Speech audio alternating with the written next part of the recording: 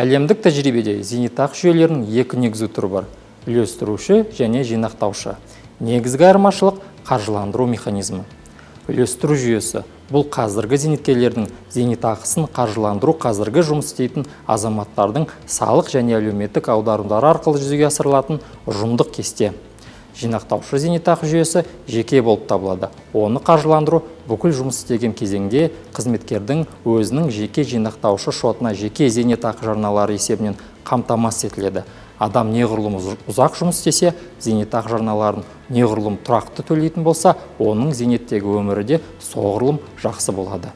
Зейнетақы жинақтарының құнын сақтау және көбейту мақсатында оларды инвестициялайды және қызметкер үшін қосымша инвестициялық табыс табады. 20 ғасырдың ортасында үлестіруші зейнетақы жүйелері көптеген елдерде, соның ішінде біздің Қазақстан құрамына кірген КСРО-да табысты жұмыс істеді. Бірақ өткен ғасырдың 90 жылдарының соңында бүкіл әлемде жағдай өзгере бастады. Өмір сапасының өсуі, ғылыми-техникалық прогресс, денсаулық сақтау саласындағы жетістіктер адамның өмір сүру ұзақтығына айтарлықтай оң әсер етті. Нәтижесінде біздің мамандардың халықтың қартаю деп айтатын атауды байқаймыз. Әрине, сіз бұл терминді естідіңіз. Бұл қорқынышты естіледі, бірақ іс жүзінде бұл жақсы құбылыс. Халықтың қартаю адамдардың ұзақ өмір сүруінің арқасында зейнеткерлік жастағы халықтың үлесі артатынын білдіреді. Үлестіруші жүйе үшін экономистердің пікірінше, мұнда демографиялық үрдіс экономикалық проблема болып табылады. Егер зейнеткерлер санының жұмыс істейтін халық санына қатынасы кемінде 1-ден 5-ке дейін болса, үлестірудің зейнетақы жүйесі тиімді деп саналады. Яғни бір зейнеткерге 5 жұмыс істейтін азаматтан келеді. Егер жұмыс істейтін 5 азамат бір емес, айталық 3 зейнеткер болса, адамдар ұзақ өмір сүре бастағандықтан демографиялық жүктеме коэффициенті төмендейді және бюджетке айтарлықтай ауыртпалық әкеледі. Сондықтан 1980 жылдардан бастап көптеген елдер жинақтаушы түрдегі зейнетақы жүйелеріне ауыса бастады. Демографиялық факторлар жинақтаушы жүйенің тиімділігіне ешқандай әсер етпейді. Бұдан басқа, ол мемлекеттік бюджетке барабар әлеуметтік жүктемені сақтауға, азаматтарды ұзақ мерзімді зейнетақы жинақтарын қалыптастыруға мүмкіндік береді. Бұдан басқа, ол мемлекеттік бюджетке барабар әлеуметтік жүктемені сақтауға, азаматтарды ұзақ мерзімді зейнетақы жинақтарын қалыптастыруға мүмкіндік береді. Үлестіруші және жинақтаушы жүйенің артықшылықтары мен кемшіліктері бар. Әр ел халықтың демографиялық құрылымына, экономикалық даму деңгейіне және әлеуметтік саясатқа сүйене отырып, негізгі екі түрдің бір немесе басқа комбинациясын қолданады. Бірқатар елдерде аралас шартты жинақтаушы немесе баллдық жүйелер енгізілді.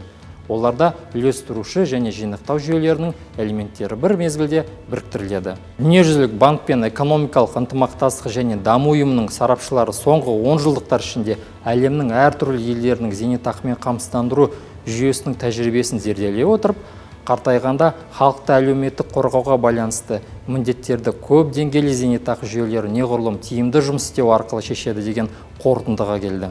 Көп деңгейлі зейнетақы жүйелері неғұрлым тұрақты, теңдестірілген және тиімді деп танылады. Мұндай жүйелер қоғамның әртүрлі топтарына, оның ішінде неғұрлым әлеуметтік экономикалық жағынан осал топтарға бағдарлануына байланысты халықты неғұрлым кең қамтуға ие. Бұл кедейлікті азайтуға жәрдемдеседі. Көздерді әртараптандыру арқылы азаматтарды зейнетақы табысымен қамтамасыз етуге, сондай-ақ елдің әлеуметтік, қаржы-экономикалық және демографиялық тәуекелдерін төмендетуге ықпал етеді. Ол сондай-ақ ең тиімді MCGPI 2021 зейнетақы жүйелері бар елдердің жаһандық зейнетақы индексінде өзінің растауын табады. Оның алдыңғы топ 10 құрамына зейнетақы жүйесінің аралас түрі бар елдер кіреді. 2014 жылы Қазақстанда Қазақстан Республикасының зейнетақы жүйесін одан әрі жаңғыртудың 2030 жылға дейінгі тұжырымдамасы қабылданды. Онда мемлекет жұмыс беруші және қызметкер арасында зейнетақымен қамсыздандыру үшін жауапкершілікті теңгерімді бөлу, зейнетақымен қамсыздандырудың көп деңгейлі моделін құру көзделген. Қазақстанның жұмыс істеп тұрған зейнетақы жүйесі көп құраушты болып табылады. Қазақстанның зейнетақымен қамсыздандыру жүйесінің көп деңгейлі моделі зейнетақы жүйесінің қаржылық тұрақтылығын арттыруға және жиынтық зейнетақы төлемінің барабарлығын қамтамасыз етуге мүмкіндік береді. Бұл модельдің артықшылықтары мынадай: мемлекет жұмыс беруші және қызметкер арасында жауапкершілікті қайта бөлу нәтижесінде бюджетке түсетін жүктемені азайту, демографиялық трендтерге тәуелділіктің төмендеуі, қатысу өтілмен жарналарды жеке есепке алу арқылы халықты зейнетақы жүйесімен қамтуды ынталандыру. Қазақстанның зейнетақы жүйесінің көпдеңгейлі моделі мыналарды қамтиды.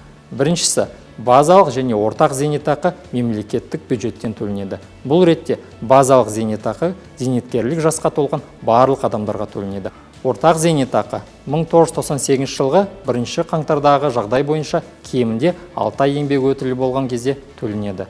Екіншісі, қордан зейнетақы жинақтары есебінен төленетін жинақтаушы төлемдер.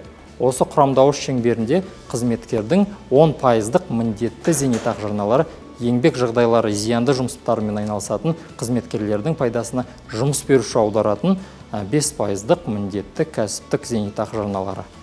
Үшінші деңгей бұл жеке және заңды тұлғалардың ерікті зейнетақы жарналары есебінен төленетін төлемдер қамтылады.